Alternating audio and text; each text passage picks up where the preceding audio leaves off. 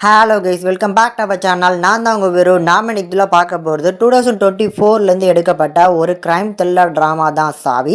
இந்த படம் எப்படி இருக்குது அப்படின்னு தான் இதில் ரிவ்யூ பண்ண போகிறோம். ஆக்சுவலாக இந்த படம் பார்க்கலாமா இல்லை குமாரி படம் பார்க்கலாமா அப்படிங்கிற மாதிரி போஸ்ட் பண்ணியிருந்தேன். நிறைய ஓட்டிங் குமாரி படங்கள்லாம் வந்துருந்துச்சு. ஆனால் அந்த படத்தில் பார்த்திங்கன்னா நம்ம தமிழ் ஆடியன்ஸுக்கு ஃபேமஸான நிறைய லேபிள் பார்த்திங்கன்னா அந்த படத்தில் நடிச்சிருக்காங்க. ஆனால் இந்த படத்தில் பெருசாக இல்லை அப்படின்னாலும் இந்த கிரைம் த்ரில்லருக்கு இவ்வளோ ஓட்டிங்ஸ், அதாவது பாதி அரை மணி நேரம் 1 மணி நேரம் வரைக்கும் பார்த்தீங்கன்னா 50-50 ஓட்ஸ் வந்துருந்துச்சு. ஸோ அதனால் இந்த படம் எப்படி இருக்குது அப்படிங்கிறத ஒரு சின்ன ட்ரை பண்ணலாம் அப்படின்னு சொல்லி உள்ளே போனேன். உண்மைக்குமே ஒரு தரமான படம். அண்ட் அதே நேரத்தில் இங்கிலீஷ் படங்கள்லேருந்து சில படங்களை ரெஃபர் பண்ணுற மாதிரி அந்த படத்தோட கதையை எடுத்திருக்காங்க அப்படிங்கிறதும் ஓப்பனாக சொல்லலாம். ஆனால் மேக்கிங் வைஸ் பார்க்கும்போது நல்ல ஒரு கிரிப்பிங்கான ஒரு ஸ்க்ரீன் பிளேயில் ப்ரெசென்ட் பண்ணியிருந்தாங்க. அதுலேயுமே அந்த கிளைமேக்ஸில் வர அந்த ட்விஸ்ட்டு கண்டிப்பாக அன்பிரடிக்டபுளாக இருந்துச்சு.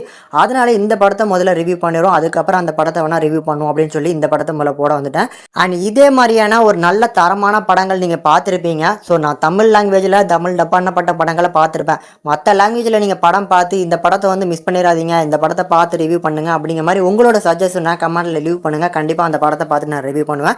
இப்போ இந்த படத்தோட கதை என்ன அப்படிங்கிறத பார்த்துடலாம். படத்தில் வர நம்ம ஹீரோயின், ஸோ ஹீரோயினை பொறுத்தளவுக்கு இவங்க ஃபேமிலியோட சேர்ந்து ஹஸ்பண்டு பையன் எல்லாம் சேர்ந்து லண்டனில் பார்த்தீங்கன்னா வெல் செட்டிலாக செட்டில் ஆகிட்டாங்க. ஸோ நார்மலான லைஃப்பை லீட் பண்ணிட்டு இருக்கும்போது திடீர்னு அவங்களோட ஹஸ்பண்டை போலீஸ் ஆஃபீஸர்லாம் அரெஸ்ட் பண்ணிட்டு போகிறாங்க.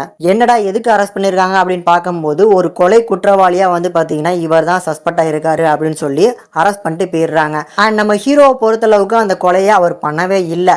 அண்ட் ஆல்சோ நம்ம ஹீரோயினுமே பார்த்தீங்கன்னா அந்த கொலை இவர் பண்ணியிருக்க மாட்டாங்க அப்படிங்கிற மாதிரி நம்புறாங்க.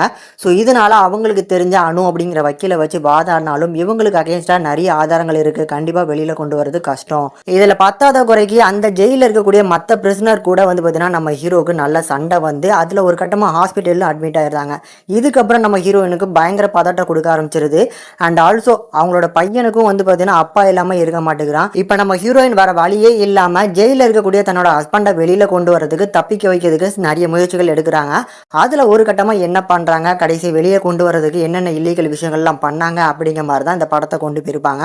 அண்ட் ஆல்சோ கிளைமேக்ஸில் உண்மைக்கும் அந்த கொலையை யார் பண்ணாங்க அப்படிங்கிறதுமே இந்த படத்தோட ஒரு பெரிய சஸ்பென்ஸாக இருக்கும். இப்போ இந்த படத்தை பொறுத்தளவுக்கு ஒரு தரமான ஒரு சஸ்பென்ஸ் நிறைஞ்ச ஒரு கிரைம் த்ரில்லர் ட்ராமாவை எடுத்திருக்காங்க. ஆனால் நான் ஏற்கனவே சொன்ன மாதிரி இங்கிலீஷ் படங்களில் 2 படங்கள், anything for here and next 3 days அப்படிங்கிற இந்த 2 படங்களை நீங்கள் பார்த்துருந்தீங்க அப்படின்னா அந்த படத்தை மையமாக வச்சு இன்ஸ்பயர் பண்ணி தான் இந்த படத்தை எடுத்திருப்பாங்க அப்படிங்கிறது உங்களுக்கு ஃபீல் பண்ண முடியும். ஆனால் நிறைய டிஃப்ரென்ஸ் இருக்குது, அதையும் அதில் மைண்டில் வச்சுக்கோங்க. கண்டிப்பாக பார்க்கும்போது ஒரு நல்ல ஒரு சஸ்பென்ஸ் நிறைஞ்ச ஒரு த்ரில்லர் ட்ராமாவை பார்க்குற ஒரு ஃபீல் கண்டிப்பாக கிடைக்கும்.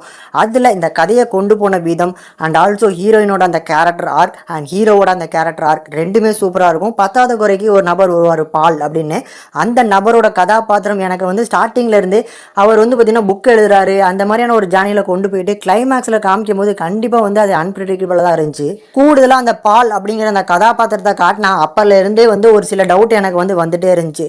என்னடா நம்ம ஹீரோயினே ஈஸியாக அசால்ட்டாக கண்டுபிடிச்சிட்டாங்க, இவங்க வீடை தேடி வந்துட்டாங்க. ஆனால் போலீஸுக்கு மறைஞ்சி இவர் வாழ்றாரு அப்படின்னா போலீஸால ஏன் கண்டுபிடிக்க முடியல?